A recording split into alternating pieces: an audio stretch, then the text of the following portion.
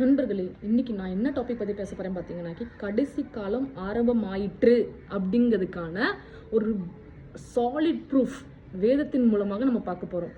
So first வந்து மத்தேயு 24ஆம் அதிகாரம் 7ஆம் வசனம் சொல்லுது, ஜனத்துக்கு விரோதமாக ஜனமும் ராஜ்யத்துக்கு விரோதமாக ராஜ்யமும் எழும்பிருச்சு. ஆட்சிக்கு விரோதமாக மக்கள் எழும்புறாங்க. ஸ்ரீலங்காவில் நடந்து, பங்களாதேஷில் நடந்து, அமெரிக்காவில் நடக்குது, ஈரான்லேயே அந்த லீடர் எங்களுக்கு வேணான்னு சொல்லி ஒரு கூட்டம் அப்படின்னு பல நாடுகளில் நடக்குது. அப்புறம் நம்ம மக்களுக்குள்ளேயே மக்கள் அப்படி விரோதமாக எழும்புறாங்க. அது மாதிரி ராஜ்யத்துக்கு விரோதமாக ராஜ்யம் எழும்பிக்கிட்டு இருக்குது. ஸோ அந்த போர்லாம் நடக்குது, ராஜ்யத்துக்கு விரோதமாக ராஜ்யம் எழும்புது. இது நடந்துருச்சு. அதே வசனத்தில் என்ன சொல்லியிருக்கு அப்படின்னு பார்த்தீங்கன்னா, பஞ்சங்கள் இப்போ நிலநடுக்கம் நிறைய இடத்துல நடந்துட்டு இருக்குது. அப்புறம் சுனாமி, இப்போ ரீசெண்டாக மெக்சிகோ, நியூசிலாந்து, வெனிசுலா மறுபடியும். ஸோ இதெல்லாம் அப்புறம் பஞ்சங்கள் கண்டிப்பாக ஏற்படும்ல. இவ்வளோ நிலநடுக்கம் நடந்துட்டு சாப்பாடுக்கு எங்கே போவாங்க?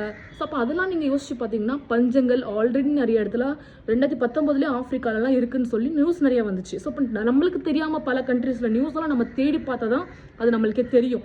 ஓகேவா? ஏன்னா இன்னொரு விஷயம் அப்படின்னு பார்த்தீங்கன்னா கொள்ளை நோய்கள். ஆல்ரெடி கொள்ளை நோய்கள் வந்துட்டு போயிட்டு இப்போ நிறைய புதுசாக வந்து கொள்ளை நோய்கள் வருது. ஓகே, ஸோ அதை தாண்டி நிலநடுக்கங்கள், பூமி அதிர்ச்சிகள். அப்போ பூமி அதிர்ச்சிகள் இந்த வருஷத்தில் எத்தனை இடத்துல நீங்களே லிஸ்ட் எடுத்து பாருங்கள். சீரியா தொடங்கி 2023 சீரியா, அப்போமாவது வருஷத்துக்கு ஒன்று ரேராக வந்து இந்த வருஷத்தில் எத்தனையோ இடங்களில் நிலநடுக்கம், பூமி எதிர்ச்சி, அதை தொடர்ந்து சுனாமி. ஸோ இது எல்லாமே இந்த வருஷத்துக்குள்ள இருக்கிற எல்லாமே இப்போ நடந்துகிட்டு இருக்கு. அப்போ நம்ம எல்லாரும் எங்கே இருக்கிறோம்? கடைசி காலத்தின் ஆரம்பத்தில் இருக்கிறோம். இதே மார்க் 13ஆம் அதிகாரம் 8ஆம் வசனத்தில் இதே வசனம் தான். ஆனால் கடைசியில் என்ன எழுதியிருக்குன்னா, இவைகள் வேதனைகளின் ஆரம்பம். அப்போ நம்ம வேதனைக்குள்ளே போயிட்டு இருக்கோம். இதுதான் ஒன்றும் இல்லை, இன்னும் பயங்கரமான வேதனைகள் இருக்குது. அது வந்து வெளிப்படுத்தின விஷயத்தில் டீட்டெயிலாக கொடுத்துருக்குது. அது மட்டும் இல்லை, லூக்கா 21ஆம் அதிகாரம் 11ஆவது வசனத்தில் பாருங்கள், வானத்திலிருந்து பயங்கரமான தோற்றங்களும் பெரிய அடையாளங்களும் உண்டாகும். இது வெளிநாட்டில் நிறைய இடத்துல வந்து இப்போ இது மாதிரி வானத்தில் வந்து வித்தியாசமான ஒரு காரியங்கள் நடக்குது. ஃபுல் ரெட் ஆயிடுது வானம், எல்லாம் ஒரு வித்தியாசமான மேகங்கள். மேகங்கள் மட்டும் இல்லை, அது மாதிரி ஒரு மாதிரி லைட்டிங்ஸ் அந்த மாதிரிலாம் இருக்குது.